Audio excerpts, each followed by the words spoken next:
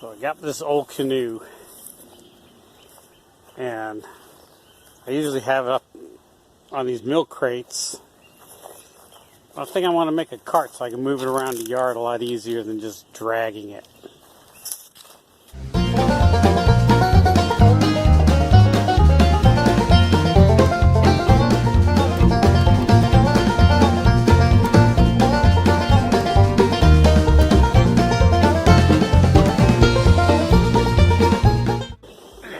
Drag's pretty good. It's kind of heavy for what it is.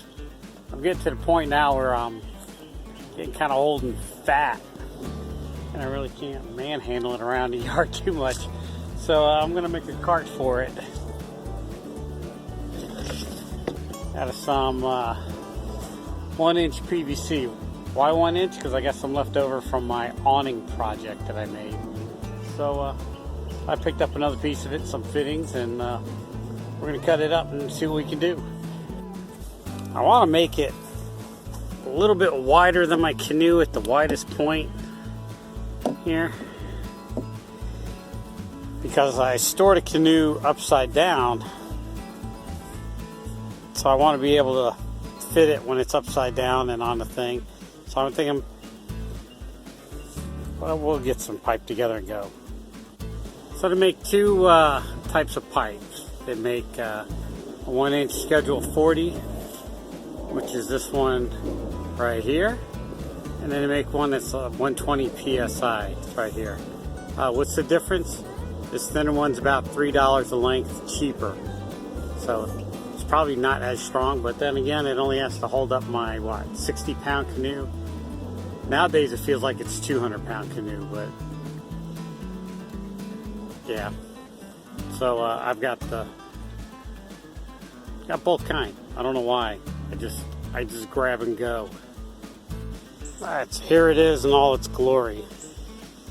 Got 3 pieces cut 36 inches, 8 pieces cut 5.5, 2 pieces cut 7.5, 2 pieces cut 11.5, and 2 pieces cut 3 inches, and then 4 pieces cut 1.25 inches. You're going to need 8 90-degree elbows, 6 T's,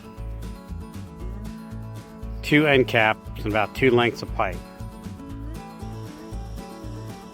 Alright, now I just got to glue it all up. Alright, so there's all kinds of thoughts on glue and primer and stuff. I'm just going to use the medium orange cement. I'm not using the primer because, let's face it, I ain't got primer, and I ain't got time for that, and even if I did, it's a waste of money, in my opinion. I'm not drinking out of it, so I don't have to worry about getting good seals or nothing. I just got to hold it all together. So yeah, now it's time to glue it up.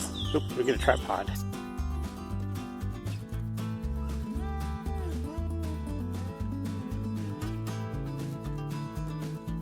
All I had laying around for wheels were these old lawnmower wheels. I'm gonna drill a hole and put a threaded rod through the whole thing, but I need a 4-foot threaded rod, and Lowe's didn't have one. The longest they had was 36-inch threaded rod. It was a little bit pricey, and so I had these bolts laying around, so it didn't cost me anything. I think they're 7/16, I'm not sure of the size. I just matched them up to my lawnmower wheels. So my plan is to drill a hole in this cap and stick the bolt through it and mount the wheels on that, and hopefully that'll hold it. It's really, I don't know, we'll see. I really don't want to spend a whole lot of money on it. So far I got about maybe 25 bucks into this thing. And you could buy them already made for like $60 on Amazon, but they kind of look chintzy and they're not handcrafted. And let's face it, Nick made is always better than store-bought. So instead of trying to drill through the rounded edge of the cap, you turn it over, and it'd be easier to get the center and drill it through there. So that's what I'm going to do. I need 2 hands. Alright, so I made this piece long here in case I want to cut it. I got enough room that I can just glue a cap on there if I ever find a threaded rod. I'm thinking I might make one by welding two bolts to a piece of rebar. That would make it. I'm hoping this is strong enough. If not, that's what I think I'm going to do.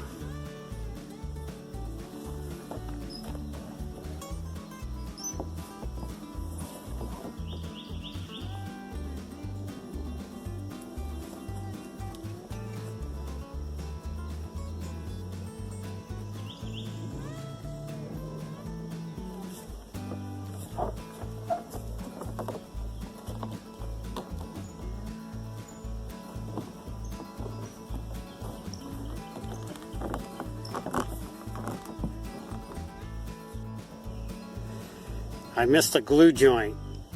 Easy fix.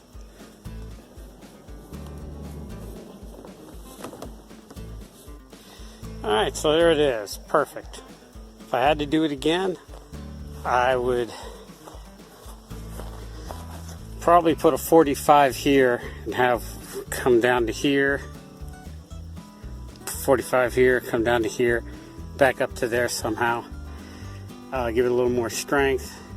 And I would have made it a little bit taller because the back of the canoe is touching the ground. And up here I have just a little bit. But a foam pool noodle pad would probably raise that up. I got a pool noodle sitting right there. Look at that. Yeah, okay, we're going to do that. Don't forget to cut the tails off those zip ties. Any other way is just uncivilized. Well, there you have it. Overall, I guess I got about 20 bucks in it. I had to buy a length of pipe and a couple of fittings. A lot of stuff I had laying around from previous projects. I think I'm at the maximum weight capacity of that thing, the way it's configured now. There's probably a few design changes I could make to make it a little bit heftier.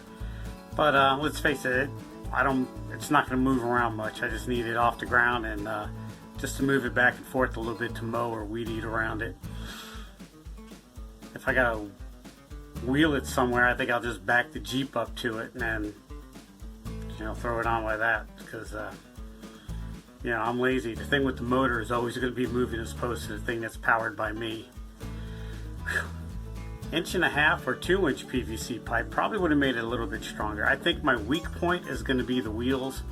I really should get a threaded rod in there or some type of solid axle, but that I can make up fairly easy, and I think some little taller wheels on it might help. Right now it's just about that high off the ground. I really didn't take in consideration that my canoe is like taco shaped, like that, taco shaped. When it's laying down facing up, it's perfect. But I like to store it upside down, so that's the way you're supposed to store a canoe, so it don't fill up with water and junk. I've babbled on long enough. Turned this 20-second video into a 10-minute ordeal. Got some time to kill? Check out my podcast, 10-Minute Off-Road Podcast. It's a podcast for the off-roader with a short attention span. There'll be a card for it up here somewhere about now. Got some time to kill? Check out some of my other fine videos, such as this one here. I'm really too close to the camera. I'll put my hands in. This one here, or that one down there. As always, thanks for watching.